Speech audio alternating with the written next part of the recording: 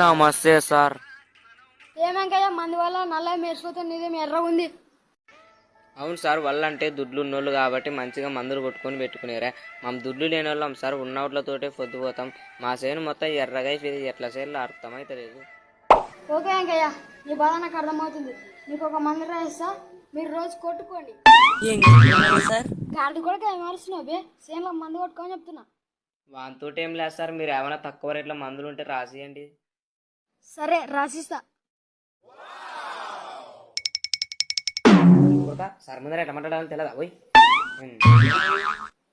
సరేలే, ఇందులో నా ఇంటికి వేస్తారు అప్పుడు. సార్ చెప్పింది కెర్రగానికనే కదా, దుడ్లేని వేస్ట్ చేసుకున్నాను. మా ఇంట్లో కెర్ర పెయింట్ ఉంది, కెర్ర పెయింట్ కొడితే అయిపోయా కెర్ర అవుతుంది.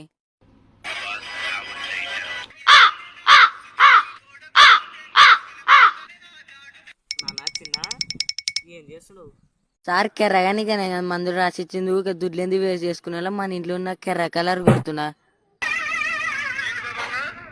సార్ కెర్రగానికనే కదా మందులు రాసిచ్చింది, ఊరికే దుడ్లేంది వేస్ట్ చేసుకున్నా. మన ఇంట్లో ఉన్న కెర్ర కలర్ కొడుతున్నా.